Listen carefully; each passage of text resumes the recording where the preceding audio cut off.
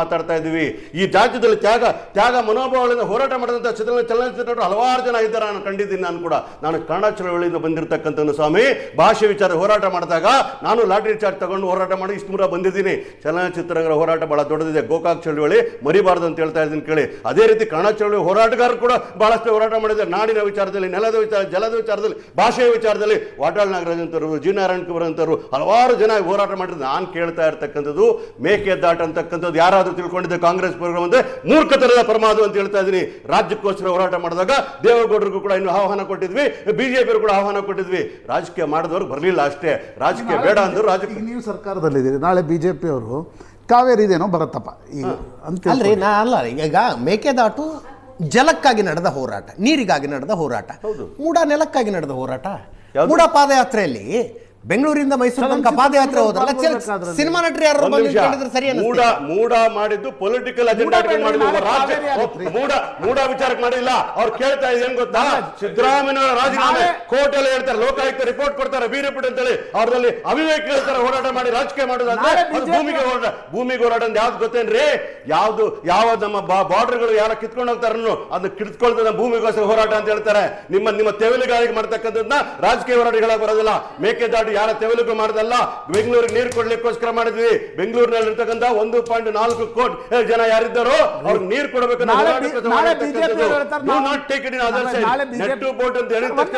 Don't think that it is been misused as spoken individual to anybody. Nagaraj Yadav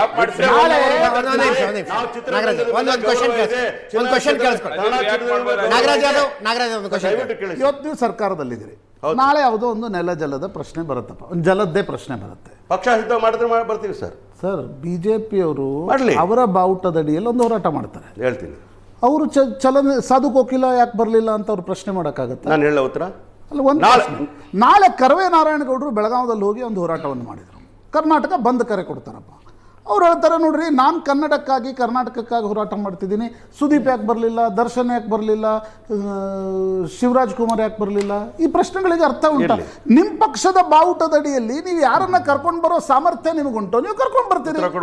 ಬರದೇ ಇದ್ದವ್ರನ್ನ ಯಾಕೆ ಹೀಗೆ ಕೊಡ್ಬೋದಾ? ಅದು ನಮ್ಮ ಪಕ್ಷದ ಬ್ಯಾನರ್ ಅಲ್ಲಿ ಮಾಡಲೇ ಇಲ್ಲ.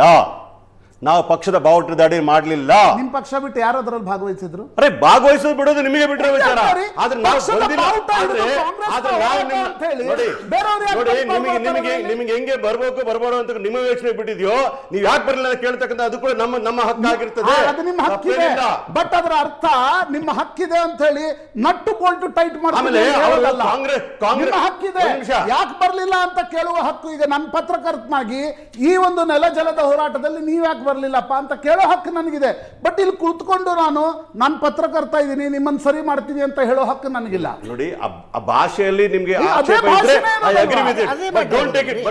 ಅದರ ಸೆನ್ಸ್ ಕ್ಲಾರಿಫಿಕೇಶನ್ ಕೊಡ್ತಾ ಇರ್ತಕ್ಕಂಥ, ಅದು ತಾತ್ಪರ್ಯ ಹೇಳ್ತಾ ಇರ್ತಕ್ಕಂಥ. ಅವ್ರು ಅಷ್ಟು ನೊಂದಿದ್ರು, ಅಷ್ಟು ಬೇಜಾರಾಗಿದ್ರು. ಕೇವಲ ಅದು ಮಾತ್ರ ಅಲ್ಲ, ಮೇಕೆದಾಟು ಮಾತ್ರ ಅಲ್ಲ, ಅವತ್ತು ವಿಧಾನಸೌಧದ ಮುಂದೆ ದೊಡ್ಡ ಕಾರ್ಯಕ್ರಮ ಮಾಡ್ತಾ ಇರ್ಬೇಕಾದ್ರೆ ಎಷ್ಟು ಜನ ಬಂದಿದ್ರು ಅನ್ನೋ ವಿಚಾರ.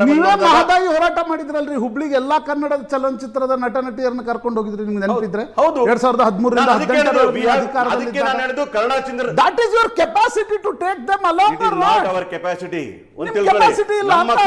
ನಮ್ಮ ಡಿ ಕೆ ಶಿವಕುಮಾರ್ ನೀವು ಚುನಾವಣೆಯಲ್ಲಿ ಬೇಕಾದ ನಟ ನಟಿಯರನ್ನ ಕರ್ಕೊಂಡು ಹೋಗಿ ಪ್ರಚಾರ ಮಾಡ್ತೀರಿ.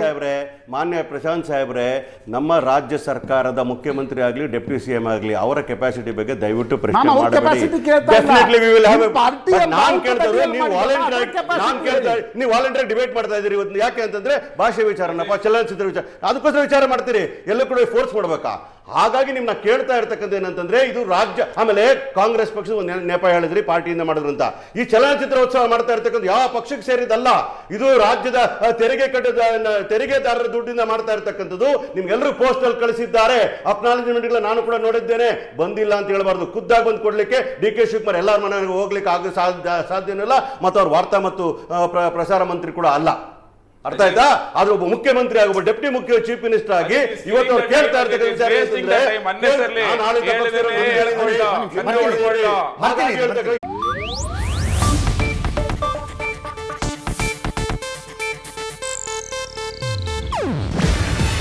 ಇದು ಏಷ್ಯಾನೆಟ್ ನ್ಯೂಸ್ ನೆಟ್ವರ್ಕ್ ಪ್ರಸ್ತುತಿ.